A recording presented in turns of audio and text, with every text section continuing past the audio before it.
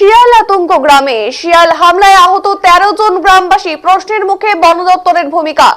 মালদা জেলার হরিচন্দ্রপুর 2 নম্বর ব্লকের মশারদহ গ্রাম পঞ্চায়েতের কানুনপাড়া এলাকায় দিনের আলোয় চাষের জমিতে শিয়ালের দলের আক্রমণের এই ঘটনায় ব্যাপক আতঙ্ক ছড়িয়েছে। সাম্প্রতিককালে গ্রামে প্রায় লোকালয়ে ঢুকে পড়েছে শিয়াল। বিভিন্ন সময় অনেকের বাড়িতে ছাগল মুরগির খোঁজে ঢুকে পড়ছে, তারপরে আক্রমণের মুখে পড়ছে মানুষ। সেদিন এলাকায় অর্থাৎ সেই এলাকার অনেকেই জমি চাষ করছিলেন জমিতে, আর সেই সময় শিয়াল হানা দেয়।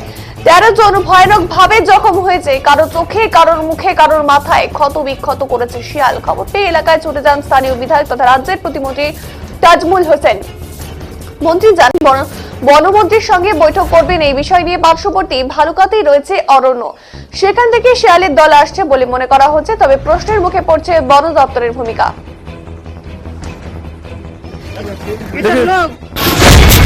মাঠে ঘাস কাটতে গেছিলাম, শিয়ালটা আমার পানি লেগেছে, আমাকে দাঁড়িয়ে গেছে, আমাকে দেখে দাঁড়িয়ে গেছে।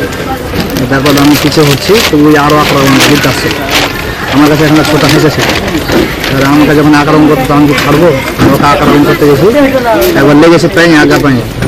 আবার যখন ওর দিশে যখন ফের মারতে গেছিলাম, আমার উদ্দে এসে ফের চোখে জমিতে ছিলাম। আমি ধানের জমিতে ধান কাটছিলাম 2 ছেলেকে নিয়ে। তো একটা ছাগল ধরতে এসেছিল, শিয়ালে ধরতে এসে আমাকে হাঁকাতে যে মানে কি ছেলেকে আক্রমণ করেছে, ওর আঙুল ধরে নিয়েছিল। আমি ও তাড়াহুড়া করে আমি ওকে বাঁচাতে যে আমাকে লাফিয়ে মানে আমার নাক ধরে নিয়েছে। যে ও তো আমাকে বাঁচিয়ে আমাকে অন্য সব ছিল, আরো সব এসেছিল, মানে আমি আক্রমণ করেছে, মানে আমি চলে গেলাম হসপিটাল। খবর পেয়ে এলাকায় ছুটে যান স্থানীয় বিধায়ক তথা রাজ্যের প্রতিমন্ত্রী তাজমুল হোসেন, সঙ্গে বৈঠক করবেন এই বিষয় নিয়ে। পার্শ্ববর্তী ভালুকাতে রয়েছে অরণ্য, সেখান থেকে শিয়ালের দল আসছে বলে মনে করা হচ্ছে, তবে প্রশ্নের মুখে বন দপ্তরের ভূমিকা। বিষয়টা হচ্ছে আমাদের ফরেস্ট, জগন্নাথপুরের কাছে যে ফরেস্ট ভালুকা ফরেস্ট আছে, সেই ফরেস্টের বিরাট একটা ফরেস্টের ভবন আছে। সেখানে শিয়াল থেকে শুরু করে অন্যান্য জীবজন্তুরা থাকে। এখন ঠান্ডার দিনে শিয়ালের উপদ্রবটা বেশি। এই শিয়ালের উপদ্রবের জন্য আমি বিধানসভায় বলেছিলাম, গত 2 বছর আগে বলেছিলাম, সেখানে হরদমনগরের অনেক লোককে কেটেছিল। তারপরে 1 বছর খুব বন্ধ ছিল। আমাদের এখন এই 3 দিন আগে আমাদের মিলনগড়ের পাশে মাটিয়ারি গ্রাম এবং কাননপাড়া গ্রাম, সেই গ্রামে 13 জনকে একটা শিয়াল কেটেছিল। আমরা তার বাড়ি বাড়ি গেছিলাম।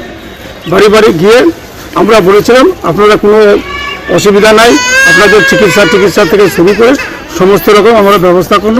এবং আপনাদের পাশে যে আমাদের সরকার আছে, আমাদের যে মুখ্যমন্ত্রী আছে, আপনাদের সাথে যে মুখ্যমন্ত্রী, মানবিক মুখ্যমন্ত্রী আছেন, আপনাদের জন্য সমস্ত রকম চিন্তা ভাবনা করবেন। যদিও বিজেপির অভিযোগ, যখন নির্বিচারে গাছ কাটা হচ্ছে তখন প্রশাসন পদক্ষেপ নিচ্ছে না, বাস্তুতন্ত্র নষ্ট হচ্ছে, শিয়াল যাবে কোথায়? সমগ্র ঘটনার শুরু হয়েছে রাজনৈতিক তরজা। বিভিন্ন জায়গাতে শিয়ালের তাণ্ডব দেখা গেছিল, বাস্তবে দেখা গেছিল শিয়ালের তাণ্ডব বিভিন্ন জায়গায় বিভিন্ন মানুষের ক্ষতিগ্রস্ত হয়েছে, বিভিন্ন মানুষকে কামড় দিয়েছে। তারপরে আমাদের যে মন্ত্রী আছেন তাজমুল হোসেন সাহেব, উনি বিধানসভাতে এটাকে নিয়ে আওয়াজে তুলেছিলেন, নাকি আমাদের হরিশ্চন্দ্রপুরে শিয়ালের তাণ্ডব বেড়েছে। একটা হচ্ছে যে বর্তমানে যে গাছপালার উপর যে তাণ্ডব চলছে, গাছপালার মাফিয়াদের যেভাবে গাছপালা কেটে বেড়াচ্ছে, তাদের স্বাভাবিক শিয়ালরা তো নিজে তাণ্ডব বাড়াবে। কিন্তু সেই সময় তিনি বিধানসভাতে কথাটা তুলে থেকে গেলেন, তারপর আর কিন্তু এর কোনো প্রতিকার হলো না। এর কি করে প্রতিকারটা করতে হবে, যে মানুষ, সাধারণ মানুষ যে সুস্থভাবে বাঁচতে হবে, রাত্রেবেলা চলাচল করতে পারবে, সেই প্রতিকার তিনি উনি করলেন না। উনি খালি বিধানসভাতে কথাটা তুলে থেকে গেলেন, আবার সেই তাণ্ডবটা পুনরাবৃত্তি শুরু করে যাবেন।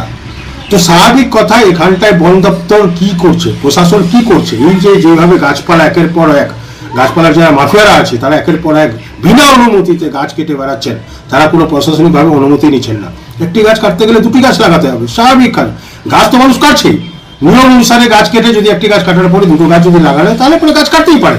কিন্তু এখানে যারা গাছপালার যারা মাফিয়া, তারা কোনো অনুমতি না নিয়ে গাছপালা কাটছেন, ফলে শিয়ালের তাণ্ডবটা বাড়ছে।